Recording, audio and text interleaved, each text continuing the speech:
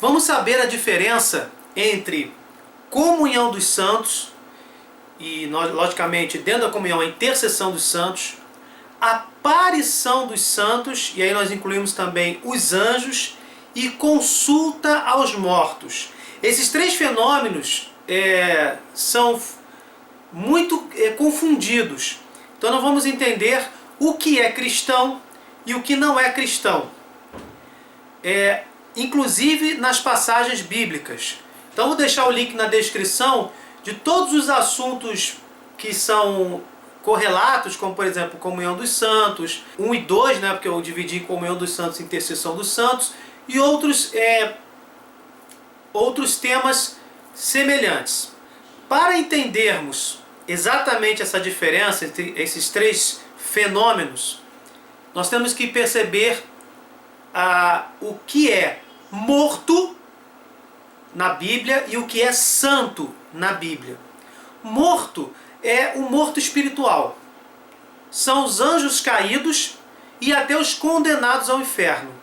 Nós estamos tratando aí de morte espiritual. Então, quando a Bíblia diz, não consulteis os mortos, a Bíblia está se referindo aos mortos espirituais. E santo é todo aquele que é eleito, todo aquele que é vivo espiritualmente, porque foi eleito por Deus. E aí nós podemos colocar, como nós já falamos sobre isso no vídeo da comunhão dos santos, a igreja padecente, que são as santas almas do purgatório, a igreja militante, que somos nós fiéis, que estamos caminhando rumo à salvação, com a ajuda sempre de nosso Senhor, e os santos celestiais. E junto com os santos celestiais, nós colocamos aí os anjos celestiais, não os anjos caídos, né? Vamos fazer essa diferença. Anjos celestiais, os anjos de Deus. Os anjos que disseram sim a Deus. E os anjos caídos, aqueles que disseram não e que nós chamamos de demônios. Então, morto é morto espiritual, anjos caídos ou condenados ao inferno, e santos podem ser os fiéis da terra, as santas almas do purgatório e os santos celestiais, e podemos aí incluir também os anjos dos céus. O primeiro fenômeno seria a consulta aos mortos. A consulta aos mortos também é chamada de evocação dos mortos, e aí nós podemos colocar também aí o termo invocação. Evocação seria chamar, consultar. Invocação seria somente usar um nome, né? Então, de qualquer maneira, você está, já que está se referindo a um morto espiritual, é uma coisa completamente errada. É uma coisa anticristã. Então, consulta aos mortos, ou necromancia, ou consulta aos espíritos, como existem muitas traduções, nós estamos sempre nos referindo aos mortos espirituais. Porque quando nós falamos consulta aos espíritos, você pode se indagar, os anjos são seres puramente espirituais. Os santos dos céus, atualmente, porque ainda não receberam a ressurreição dos santos, nós vamos falar mais para frente, já está preparado o vídeo sobre juízo universal, juízo final, melhor dizendo. Os santos atualmente também não possuem corpos, então são seres espirituais. Então, na Bíblia, quando se fala em consulta aos espíritos, seria a consulta aos mortos, a necromancia. E isso é completamente abominável aos olhos de Deus. É um pecado grave, uma ofensa grave ao primeiro mandamento, porque só Deus é onisciente, onipresente e onipotente. Os espíritos não podem substituir Deus. Os espíritos não podem ser oniscientes, ditar o seu futuro, conduzir a sua vida. Então, por isso que existe essa proibição. Não importa se a consulta aos espíritos ela pode ser possível ou não. O que importa é que quando nós consultamos os mortos espirituais, ou até chegar aos anjos caídos, né, nós estamos desta forma recorrendo a seres que estão contra Deus, a seres que não são Deus. Então nós estamos pecando gravemente contra o primeiro mandamento da lei do Senhor. Então, resumindo, chamar, consultar diretamente um morto espiritual. E olha a definição que estamos falando: consultar, chamar, substituir Deus. Quando isso é feito, nós estamos pecando gravemente e praticando o que é chamado de necromancia ou consulta aos mortos. Está lá em Deuteronômio 18, do 10 ao 14. Não se ache no meio de ti quem faça passar pelo fogo seu filho ou sua filha, nem quem se dê à adivinhação, à astrologia, aos algouros, ao feiticismo, à magia, ao espiritismo, à adivinhação ou à invocação dos mortos.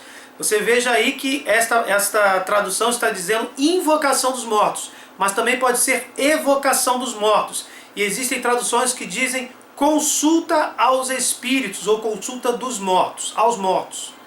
Continuando no versículo 12. Porque o Senhor teu Deus abomina aqueles que se dão essas práticas, e é por causa dessas abominações que o Senhor teu Deus expulsa diante de ti essas nações. Serás inteiramente do Senhor teu Deus. As nações que vais despojar ouvem os agoureiros e os adivinhos. A ti, porém, o Senhor teu Deus não permite. É exatamente o que nós estamos falando. É substituir Deus, colocar essas pessoas, os adivinhos e todas, os agoureiros, todas essas pessoas na mesma posição de Deus. E a gente viu aí no Deuteronômio 18 que isso as nações devem se despojar de todos esses tipos de pessoas, de consultas. Está lá em Levítico 19:31. Não vos dirijais aos espíritas, nem aos adivinhos. Não os consulteis, para que não sejais contaminados por eles. Eu sou o Senhor vosso Deus. Aí nem se fala na consulta aos espíritos, mas nas próprias pessoas que se especializam nesse tipo de consulta, né? Aos espíritas e aos adivinhos. Então a gente percebe aí claramente nessa passagem que até se aproximar dessas pessoas e pedir essa orientação, porque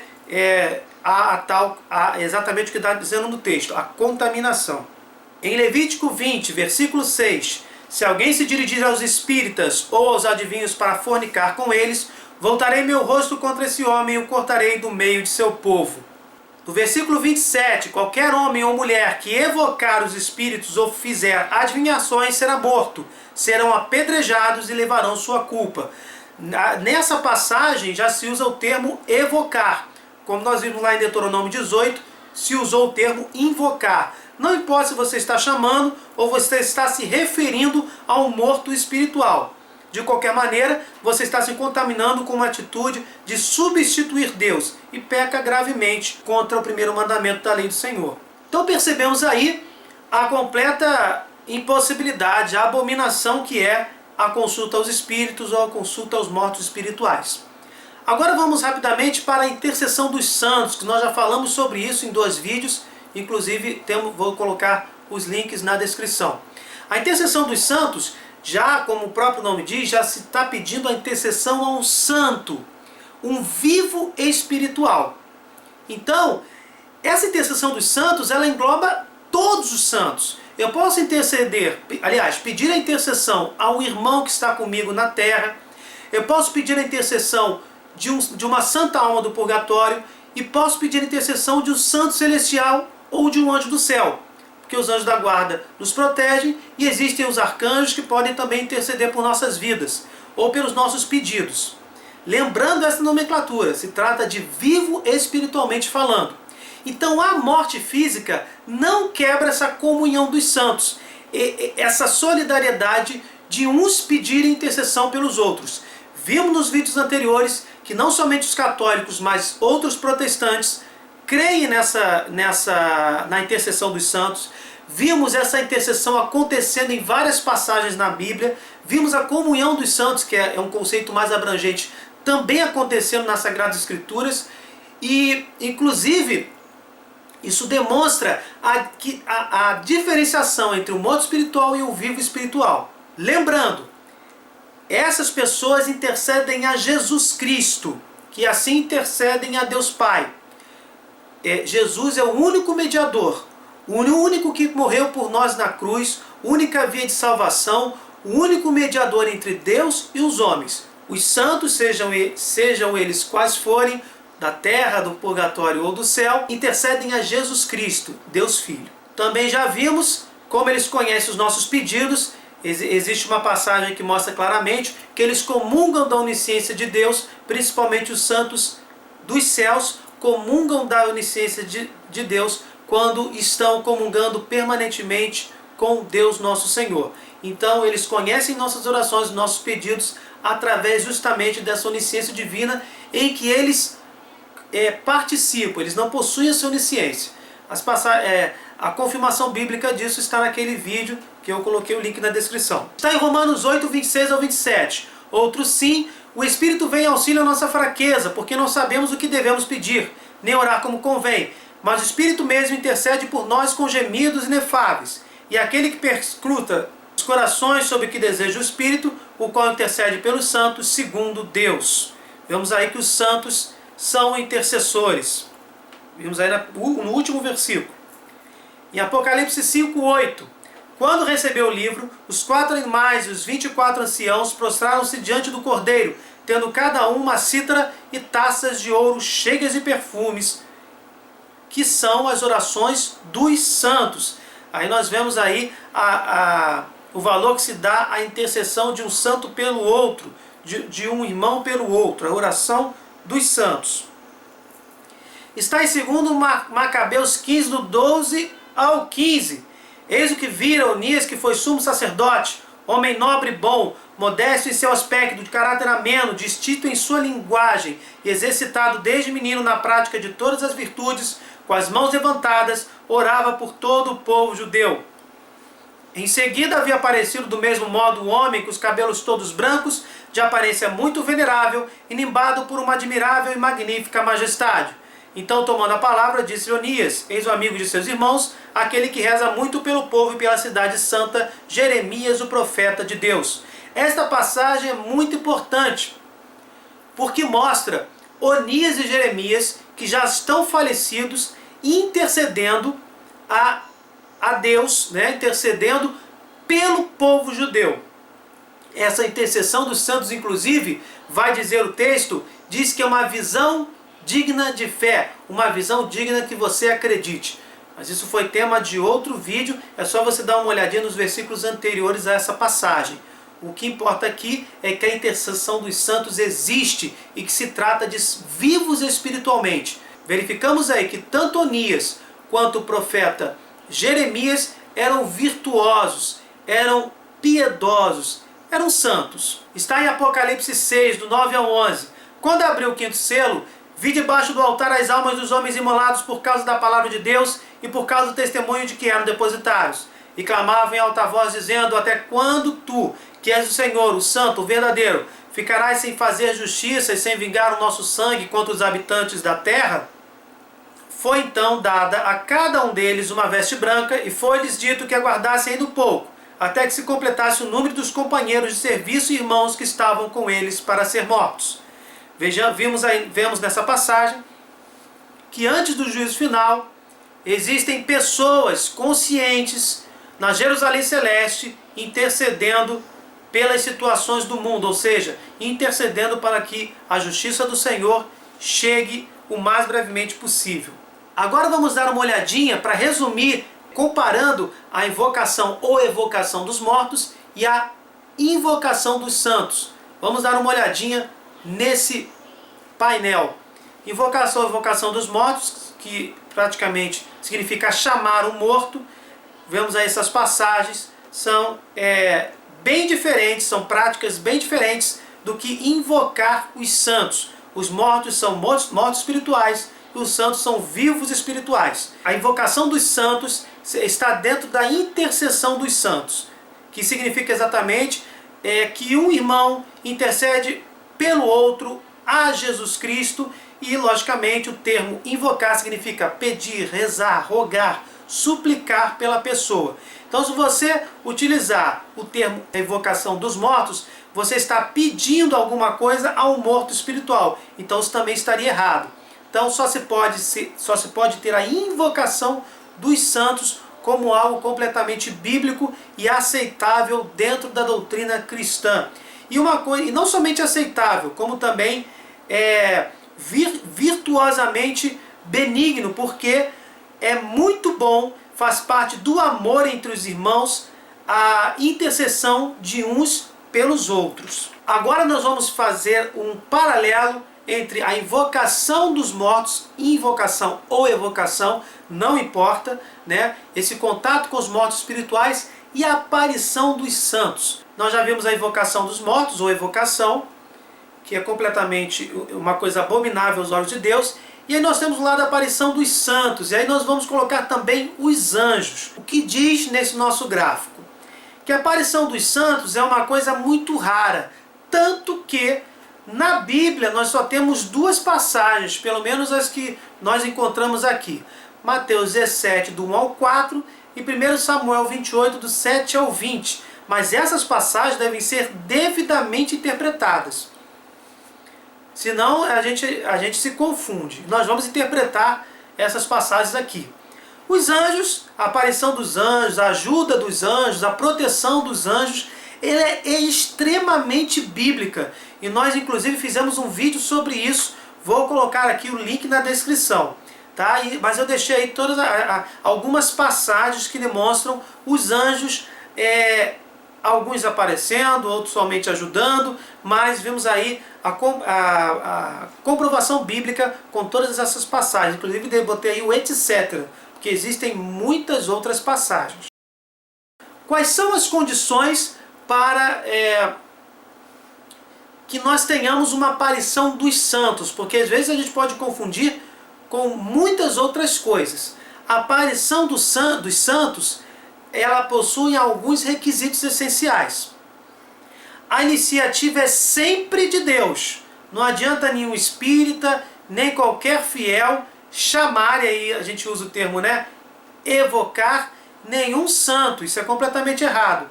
Sempre a iniciativa é de Deus. O objetivo de uma aparição de algum santo ou de algum anjo é confirmar algo da doutrina de Cristo. Isto significa que se aparecer Santa Maria dizendo que a Eucaristia não contém o Senhor, que a Eucaristia não é Jesus Cristo, essa aparição é falsa, porque Deus não é incoerente.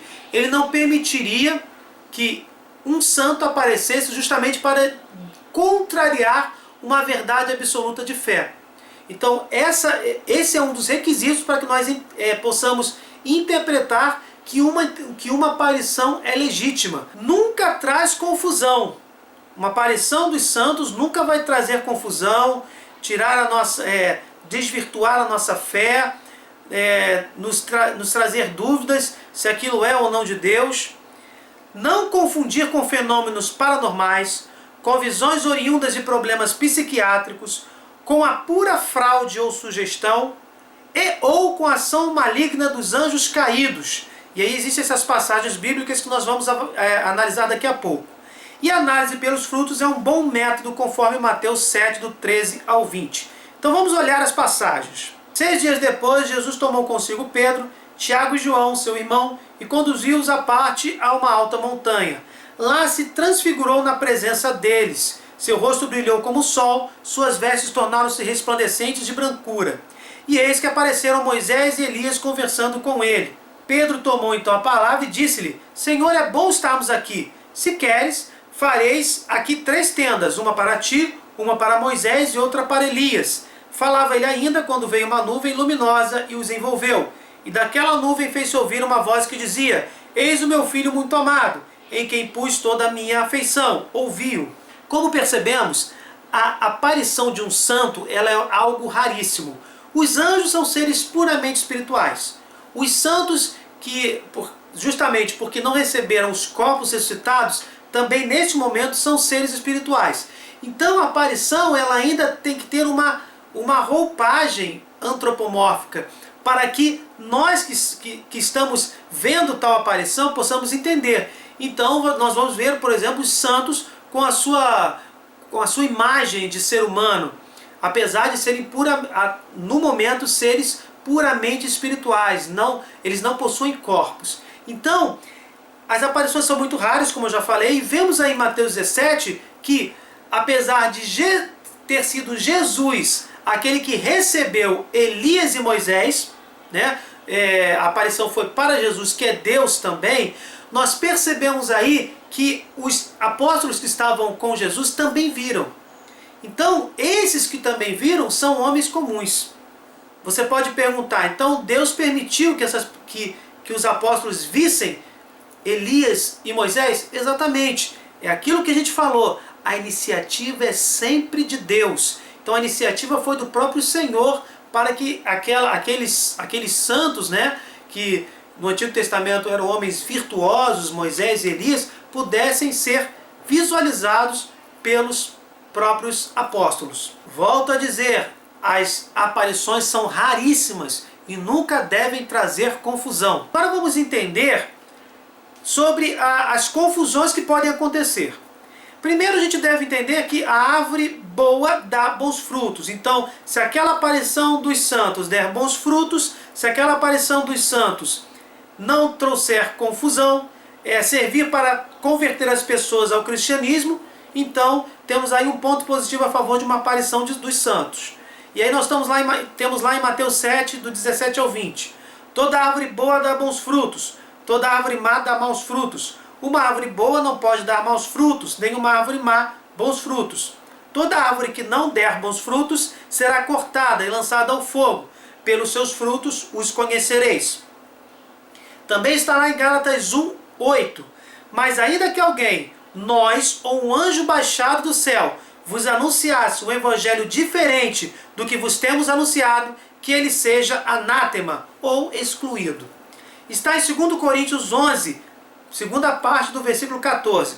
Pois, se o próprio Satanás se transfigura em anjo de luz. Percebemos nessas três passagens, se nós harmonizarmos as três passagens, o que nós vamos entender? Para uma aparição de um santo ser legítima, ela tem que ter bons frutos. Ela tem que ter a iniciativa de Deus. Ela não pode trazer confusão, porque se até um anjo descer do céu e anunciar um evangelho diferente do que Jesus anunciou, ele seja excluído ou anátema. E mais, os próprios demônios, os anjos caídos, e aí nós estamos falando dos mortos espiritualmente, os anjos caídos estão incluídos entre os mortos espiritualmente, eles podem se transfigurar, se transformar em anjos de luz. Eu pergunto a vocês, com todo respeito, em muitas seitas espíritas, que fazem a evocação dos mortos, costuma-se dizer que na verdade não tem nada de errado, porque se está consultando espíritos de luz. Exatamente a mesma expressão que está sendo utilizada aqui nesse trecho da Bíblia, em 2 Coríntios. Existe a possibilidade daquele espírito de luz ser, na verdade, Satanás transfigurado, disfarçado. Então, se um espírito de luz, num centro espírita, ele trouxer confusão, trouxer algo que é contrário ao Evangelho de Cristo, como o karma, como a reencarnação, nós já percebemos em Gálatas 1:8, e através também dessa passagem que nós vimos, e também pelos frutos, que esses frutos são maus, porque estão trazendo incoerência ao Evangelho de Cristo. Qual é o critério? Que essas contaminações sejam excluídas. Anátema. Isto é muito sério. Então, pode acontecer uma ação maligna numa consulta aos mortos, numa consulta aos espíritos? Pode. Nós acabamos de ver aí que Satanás se transfigura em um anjo de luz. Um espírito de luz, melhor dizendo. Ou anjo de luz. Porque anjo é um ser puramente espiritual. Então, além da ação maligna, pode acontecer o quê? Fenômenos paranormais, que ao contrário do que muitas pessoas gostam de fazer, paranormal não é sinônimo de mediunidade. Muitos médiuns e espíritas costumam fazer essa equivalência, mas ela não existe. Paranormalidade é aquilo que é paralelo ao normal. É uma ciência que estuda fenômenos mentais que ainda não estão completamente sedimentados pela ciência convencional. Telepatia, percepção extrasensorial, ler a mente das pessoas. Não que isso seja como nos quadrinhos, mas esses tipos de fenômenos já são pesquisados através da paranormalidade. Não é que alguém tem o poder de ler a mente do outro, mas tem, por exemplo, o poder de verificar se a pessoa tem um sentimento de tristeza. Até às vezes olhando dá para perceber essas coisas. Então tem pessoas que existem, que possuem esses dons, que são puramente mentais, não existe aí não se inclui aí nenhuma interferência espiritual, e que são estudados por cientistas. E existe uma ciência paranormal séria que estuda esses fenômenos e conseguem perceber através de experiências que se tratam de simplesmente fenômenos mentais raros, mas que não possuem nenhuma intervenção do além, nenhuma intervenção do espiritual. No entanto, a ação maligna pode produzir alguns fenômenos como esses, podem trazer confusão. Afinal, Satanás é o pai da mentira. E onde nós podemos ver isso? Na própria Sagrada Escritura. Está em 2 Tessalonicenses, capítulo 2, do 8 ao 12. Então tal ímpio se manifestará, mas o Senhor Jesus o destruirá com o sopro de sua boca e o aniquilará com o resplendor da sua vinda. A manifestação do ímpio será acompanhada, graças ao poder de Satanás, de toda sorte de portentos, sinais e prodígios enganadores. Veja esse versículo 9. Graças ao poder de Satanás, de toda sorte de portentos, sinais e prodígios enganadores. Ele usará de todas as seduções do mal com aqueles que se perdem, por não terem cultivado o amor à verdade que os teria podido salvar. Por isso Deus lhes enviará um poder que os enganará e os induzirá a acreditar no erro. Desse modo serão julgados e condenados todos que não deram crédito à verdade, mas consentiram no mal. Olha como isso é sério. Satanás tem o poder de criar prodígios enganadores que pode nos induzir ao erro. Que erro é esse? Acreditar, por exemplo, na reencarnação, acreditar na psicografia, acreditar que eu não preciso ser tão ter tanta perseverança em ser bom, porque caso eu falhe, eu vou reencarnar, eu vou ter uma outra chance, e aí eu posso ser precipitado no inferno, justamente porque não perseverei o suficiente. Então Satanás pode se transfigurar em um anjo de luz, pode criar portentos e prodígios enganadores. São quase milagres. Não são milagres porque não são da autoria de Deus, mas são sinais que nos podem induzir ao erro. Então, por isso é que Deus é tão cauteloso quando inclui isso em todas aquelas passagens que nós vimos, em Levítico, em Deuteronômio 18, porque pecam gravemente contra o primeiro mandamento da lei de Deus e induz as pessoas a seguirem um evangelho ou uma doutrina que não condiz com a doutrina de Cristo, com o evangelho de Cristo. E aí nós vimos o que acontece, lemos aí em 2 Tessalonicenses, essas pessoas que estão consentindo a essas mentiras, consentindo na mentira, praticando essas coisas, podem ser precipitadas no inferno. Obviamente existem aquelas que estão na ignorância, mas existem outros que estão voluntariamente passaram por cima da mensagem de Jesus Cristo e estão vivendo isso estão vivendo esse tipo de prática da evocação dos mortos, ou a consulta aos espíritos, ou a necromancia, ou o espiritismo, de uma forma tão veemente que podem acabar se condenando, cometendo pecados muito graves. Agora, por fim, vamos tentar discernir, já estamos fazendo isso, mas através da passagem de 1 Samuel, a consulta aos mortos e a aparição dos santos. Porque em 1 Samuel, Saul tenta fazer uma consulta aos mortos, mas o que acontece é uma aparição de um santo.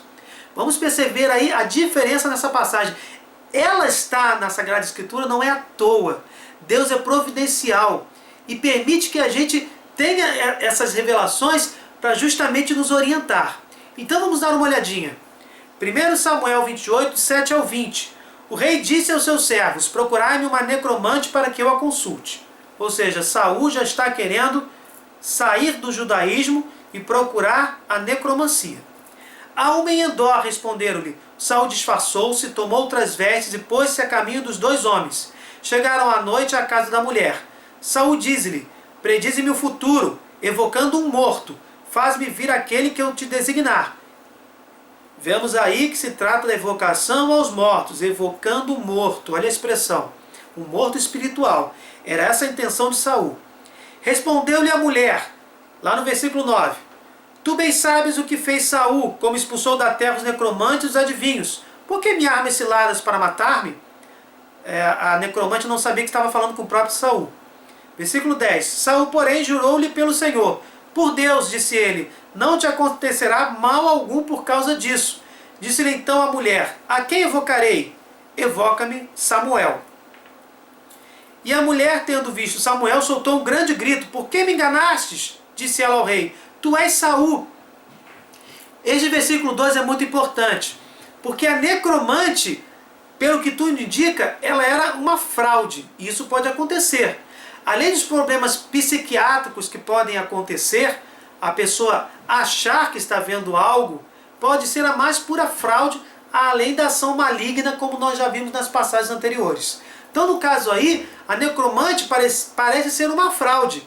E ela se assusta quando aparece o profeta Samuel. Já não se trata de evocação dos mortos, mas sim Deus aproveitou essa infidelidade por parte do rei Saul e permitiu a aparição do virtuoso e santo, por que não dizer, profeta Samuel. E o rei, lá no versículo 13, e o rei não temas, que vês? A mulher, veja um Deus que sobe da terra. Qual o seu aspecto? É um ancião envolto num manto. Saul compreendeu que era Samuel e prostrou-se com o rosto por terra.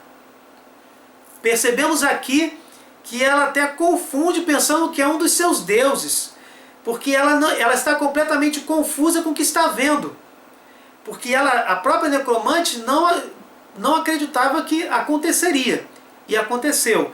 E por que ele está subindo do solo? Porque naquele momento o céu estava fechado. Dê uma olhada no vídeo sobre o limbo dos patriarcas, também vou deixar esse link na descrição. Naquele momento só existia a mansão dos mortos, ou limbo dos patriarcas. Então, os justos do Antigo Testamento estavam nesse local. E eles estão nessa visão antropomórfica, para que nós possamos entender, nos lugares profundos. Não se trata do inferno propriamente dito, mas de um lugar que não é o lugar do Altíssimo, porque o céu está fechado. Então, Samuel está saindo, entre aspas, desse lugar-estado, desse lugar espiritual chamado Mansão dos Mortos, para, por iniciativa de Deus, levar uma mensagem a Saul por causa da sua infidelidade. Versículo 15, Samuel disse ao rei: por que me incomodaste, fazendo-me subir aqui? Estou em grande angústia, disse o rei. Os filisteus atacam-me e Deus se retirou de mim, não me respondendo mais, nem por profetas, nem por sonhos. Chamei-te para que me indiques o que devo fazer. Samuel disse-lhe: por que me consultas, uma vez que o Senhor se retirou de ti, tornando-se teu adversário? Fez o Senhor como tinha anunciado pela minha boca. Ele tira a realeza de tua mão para dá-la a outro, a Davi. Não obedeceste à voz do Senhor e não fizeste sentir a Amaleque o fogo de sua cólera. Eis porque o Senhor te trata hoje assim. E mais, o Senhor vai entregar Israel, juntamente contigo, nas mãos dos filisteus. Amanhã, tu e teus filhos estareis comigo, e o Senhor entregará os filisteus ao acampamento de Israel. Saul, atemorizado com as palavras de Samuel, caiu estendido por terra, pois estava extenuado, nada tendo comido todo aquele dia e toda aquela noite. Então vejamos aqui que Samuel apareceu, a aparição de um santo, por iniciativa de Deus, tanto que a necromante se assustou, não entendeu o que estava acontecendo, exatamente para transmitir a mensagem do Senhor, e transmitir o óbvio, justamente porque Saul não quis seguir a vontade do Senhor, justamente por causa da sua infidelidade, Israel e ele seria entregue aos filisteus. E Samuel completa que Saul e seus familiares estariam com ele na mansão dos mortos. Provavelmente porque depois desse ato, num ato de misericórdia e também por arrependimento, imagina você se aproximar, se desviar da verdade, procurar um espírita, um médium, né?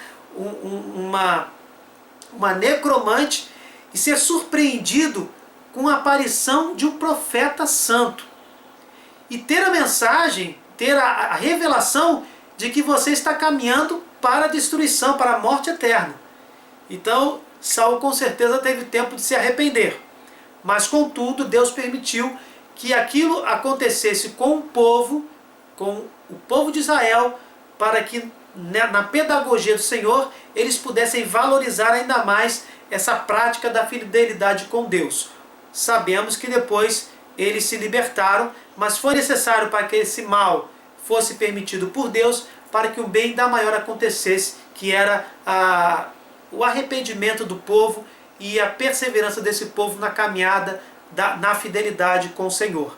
Mas aí, concluindo, nós temos lá em 1 Crônicas 10, 13, Saul morreu por causa da infidelidade, pela qual se tornara culpado contra o Senhor, não observando a palavra do Senhor e por ter consultado necromantes.